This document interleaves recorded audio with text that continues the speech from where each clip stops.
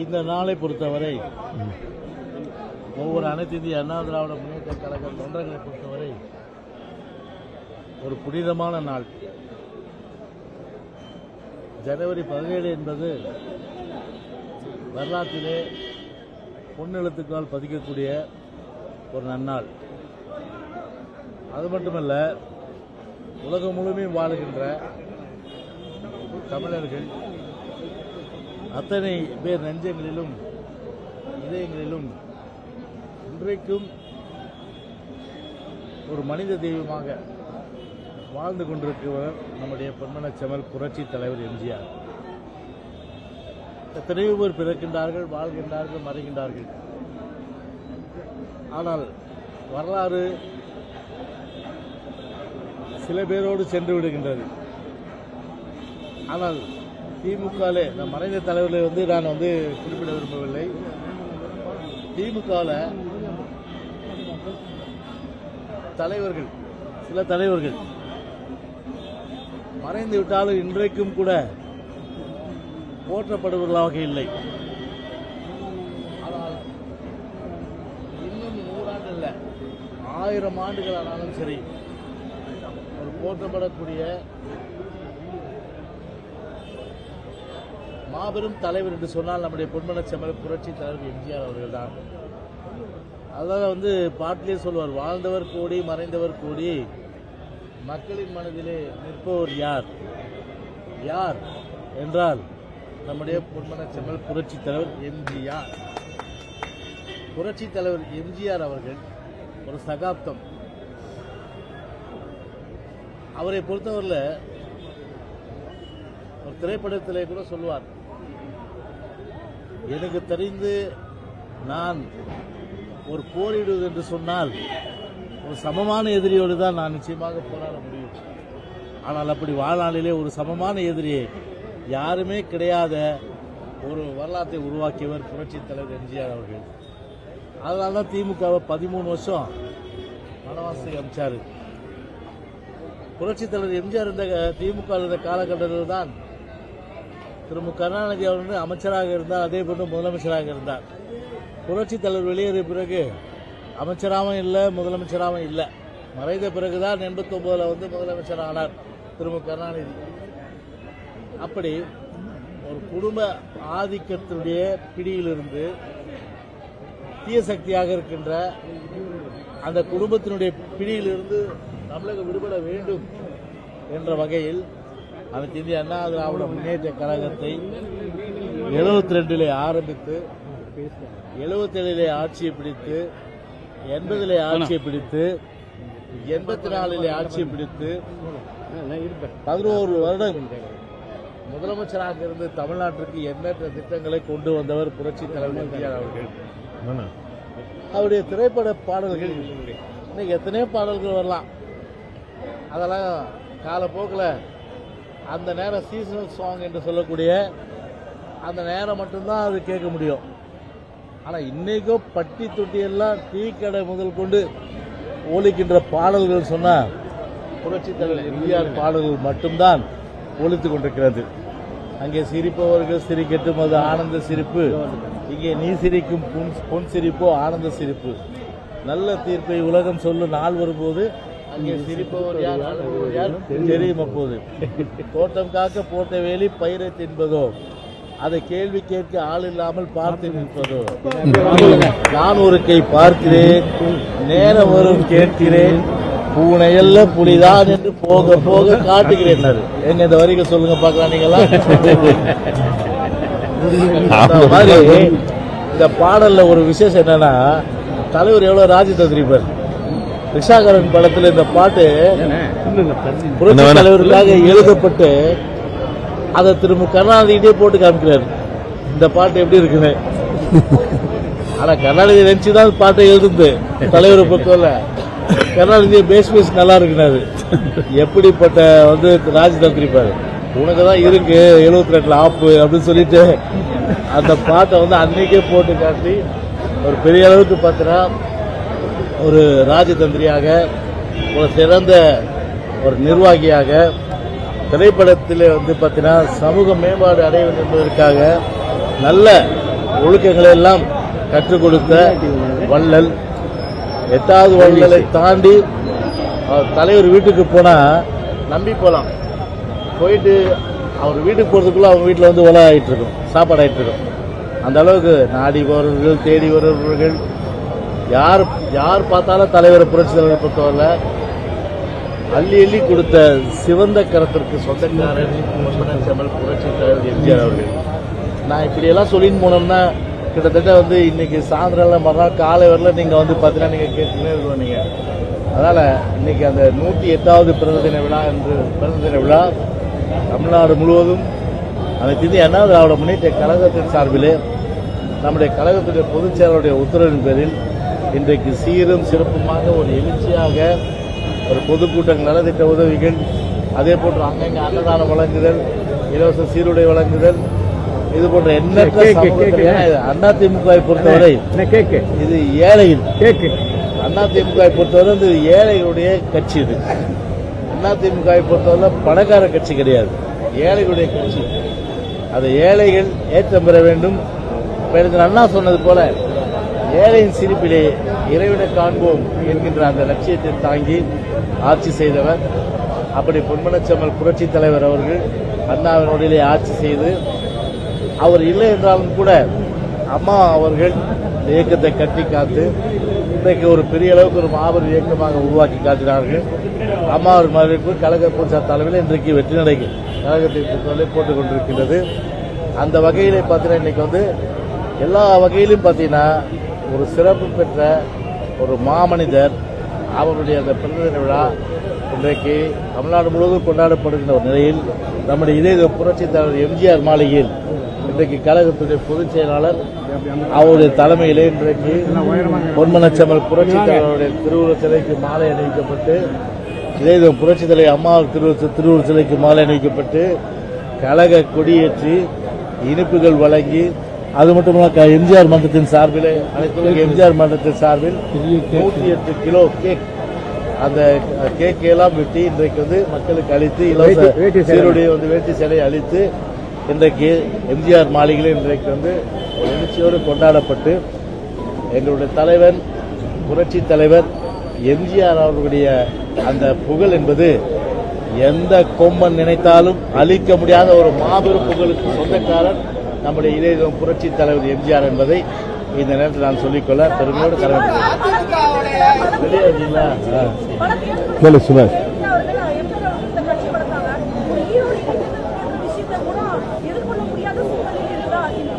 இப்போ மிஸ்டர் சுலைவா ஒரு விஷயம் நீங்க தெரிஞ்சுக்கணும். நீங்க பொதுச் செயலாளர் பொறுத்தவரையில் தெளிவாக வந்து ஒரு அறிக்கை, அதாவது கழகத்தினுடைய முடிவு அது ஏற்கனவே வந்து கொடுக்கப்பட்டு அதன் அடிப்படையிலே வந்து பத்திரிகையில் வந்தது நீங்களும் படிச்சிருப்பீங்க. திருப்பியும் வந்து அதை வந்து அதை ரீகலெக்ட் பண்ணி சொன்னாலும் நான் சொல்றேன் என்ன என்ன என்ன நியாயமா நடக்குமா தேர்தல், ஃப்ரீ அண்ட் ஃபேர் எலெக்ஷன் நடக்குமா தேர்தல். இடைத்தேர்தலை பொறுத்தவரை பணம் விளையாது, பணம் பாதாள வரைக்கும். அது மட்டும் இல்லாமல் எதோச்சதிகாரம், சர்வாதிகாரம், அடக்குமுறை, அது மட்டும் இல்லாமல் வந்து பார்த்தீங்கன்னா வந்து ஒரு ஜனநாயகத்துக்கு முற்றிலும் விரோதமான அந்த செயல்கள் எல்லாம் அரங்கேறுகின்ற ஒரு நிலை சாட்டா சொல்லிடுறேன். அந்த நிலை தான் வந்து ஏற்படும். அதனால தேர்தல் ஆணையம் இதை கண்டுக்காது. அதனால இந்த நிலையில போய் அங்க வந்து தேர்தலை கூட்டிட்டு ஒரு போலியான வெற்றியை பெறுவதற்கு எவ்வளவு வேணாலும் செலவு பண்ணுவாங்க திமுக பொறுத்தவரை. ஏன்னா கோடி கோடியா கொள்ளடிச்சு வச்சிருக்காங்க, எவ்வளவு வேணாலும் செலவு பண்ணுவாங்க. தேர்தலை கண்டு அஞ்சுகின்ற இயக்கம் அனைத்து இந்திய அண்ணா திராவிட முன்னேற்ற கழகத்திற்கு திமுகவும் புறக்கணிச்சிருக்கு. அதில் பல வரலாறுகள் உண்டு. இந்த ஒரு இடைத்தேர்தலால் ஒன்றும் பெரிய மாற்றத்தை ஒன்றும் தமிழ்நாட்டில் ஏற்பட போவதில்லை. 2026 பொது தேர்தல் அப்போ வந்து கருணாநிதி இது ஸ்டாலினுடைய பாஷாலாம் நிச்சயமா நடிக்க போவது கிடையாது.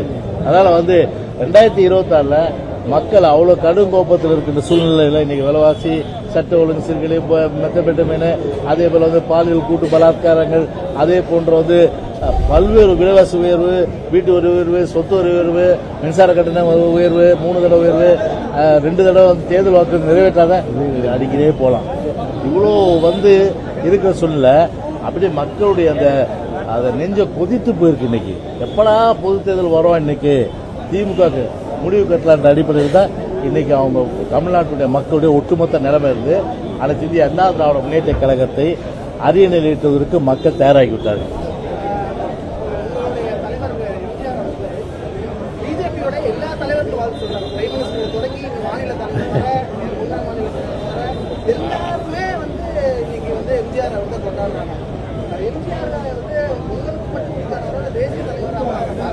ஒரு விஷயம் தெரிஞ்சுங்க, புரட்சி தலைவருடைய அந்த புகழ் என்பது நான் ஏற்கனவே சொன்ன மாதிரி எல்லா தரப்பட்ட மக்களும் முழுமையாக பார்த்தீங்கன்னா போற்றக்கூடிய வகையில் தான் இருக்கு. அதான் இன்னைக்கு பார்த்தீங்கன்னா இன்னைக்கு புரட்சி தலைவர் இன்னைக்கு எல்லாரும் புகழ்றாங்க. திரு கருணாநிதியை புகழ்றாங்க. யாராவது திரு கருணாநிதி ஒருத்தரும் புகழ போறது கிடையாது. அவங்க அப்பாவுடைய சமாதிக்கு ஸ்டாலின் அப்பாவுடைய சமாதிக்கு எவ்வளோ டெக்கரேஷன் பண்ணி எவ்வளோ பெரிய அளவுக்கு ஆடம்பரம் பண்ணா கூட நீங்க கணக்கெடுத்து பாருங்க. நீங்க ரைட் ஷாக்கில் பாருங்க. அம்மாவுடைய நினைவிடத்துக்கு புரட்சி தலைவர் நினைவிடத்துக்கு இந்த ஒரு மாசத்துல இப்போ பொங்கல் அன்னைக்கு கூட வச்சுங்க வந்த கூட்டம் எவ்வளோ நினைவிடத்துக்கும் 2 நினைவிடத்துக்கும் திரு கருணாநிதியுடைய நினைவிடத்துக்கு போன கூட்டம் எவ்வளோ ரைட் இன்ஃபர்மேஷன்ல வாங்கினேன் 10% இருக்காது 100% 10%. அப்படி நான் இருவரும் தலைவருடைய புகழ் யாரால அசைக்க முடியாது. அதனால ஸ்டாலின் என்ன திரை போட்டு மூடினாலும் சரி ஒட்டுமொத்தமாக அழிக்க முடியாத அழியாத புகழுக்கு சொந்தக்காரர்கள் புரட்சி தலைவர் எம்ஜிஆர், புரட்சி அம்மாவும். இப்போ பாரு 526 கோடியில அது கருணாநிதியுடைய பன்னாட்டு மயமா அது ஒரு சோசியல் மீடியாவில் பார்த்துருப்பீங்க. ஒரு அம்மா எப்படி கழுவி ஸ்டாலின் மாடல் அரசாங்கத்தை ஊத்துச்சுன்னு தெரியும் உங்களுக்கு.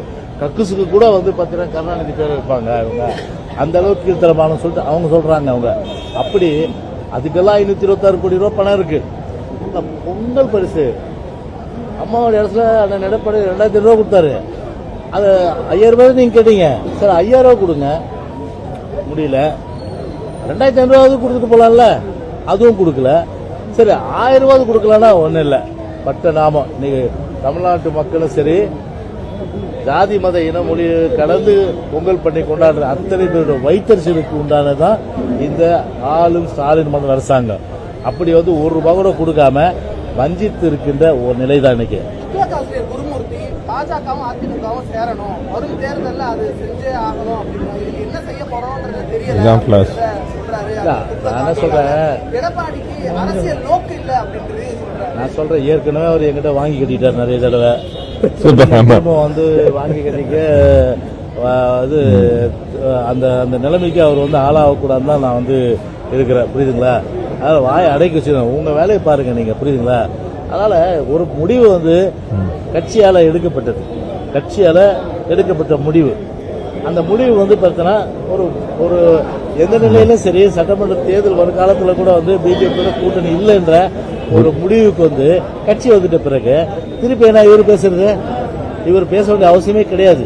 அதனால குருமூர்த்தி வாயை மூடி நிறுத்து நல்லது, இல்லைன்னா வாங்கி கட்டிக்கொள்ள வேணாம்னு நான் கேட்டுக்கிறேன்.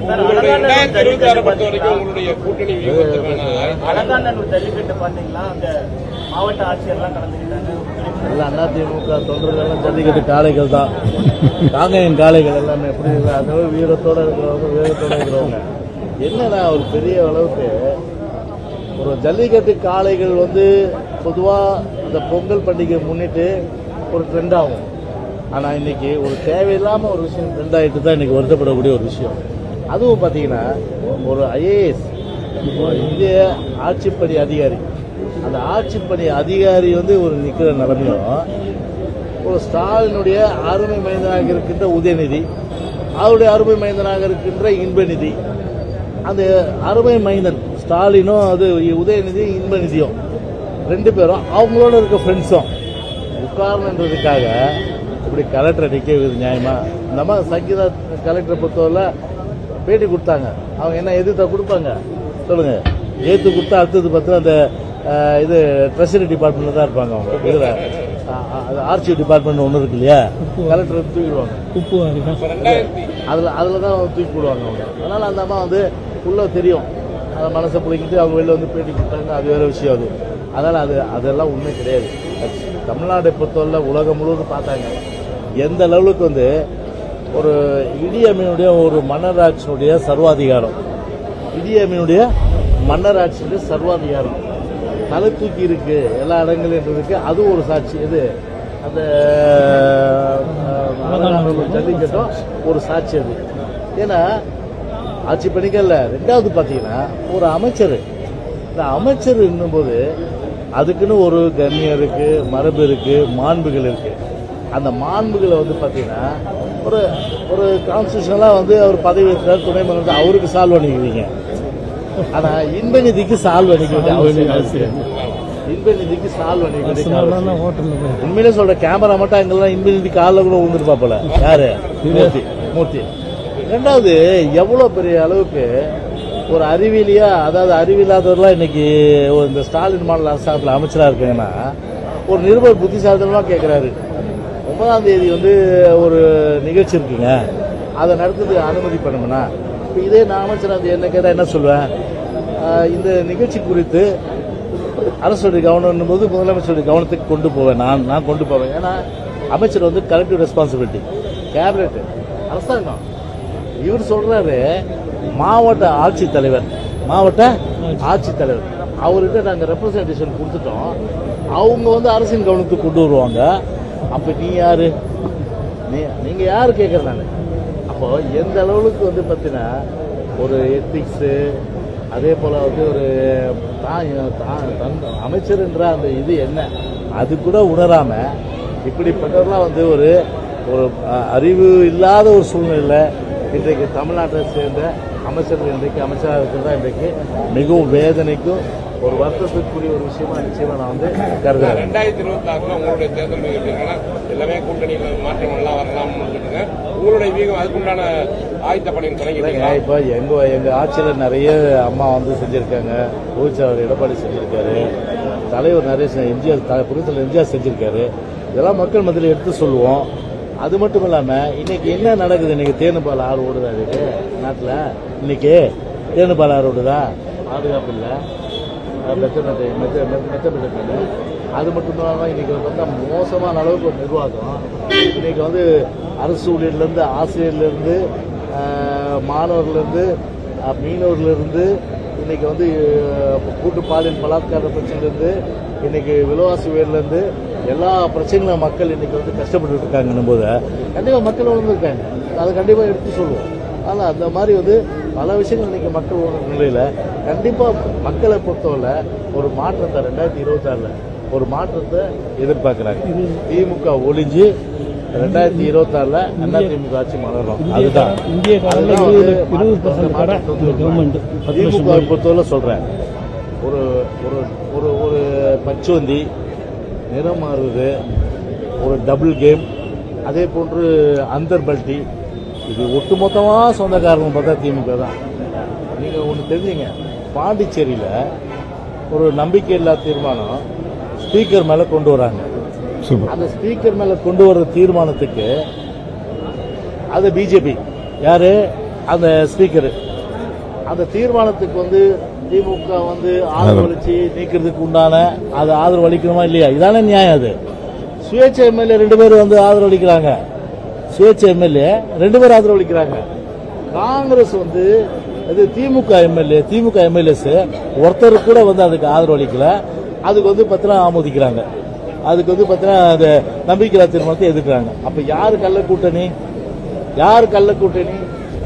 திமுக பொறுத்தவரை ரெட்டை வேடம் நான் சொன்னேன் இல்லையா, பச்சுவந்தி, அதே போல வந்து நிறம் மாறுறது, அப்புறம் வந்து சந்தர்ப்பவாதி, இது எல்லாம் ஒட்டுமொத்தமா பார்த்தீங்கன்னா அரசியலில் கடைநெடுத்த ஒரு பொய்களுக்கு வாய்மே வெல்லும் பொய்மே வெல்லுகின்ற ஒரு திமுக, பொய்மே வெல்லுகின்ற ஒரு அரசு, பொய்மே வெல்லுகின்ற ஒரு கட்சினா திமுக தான்.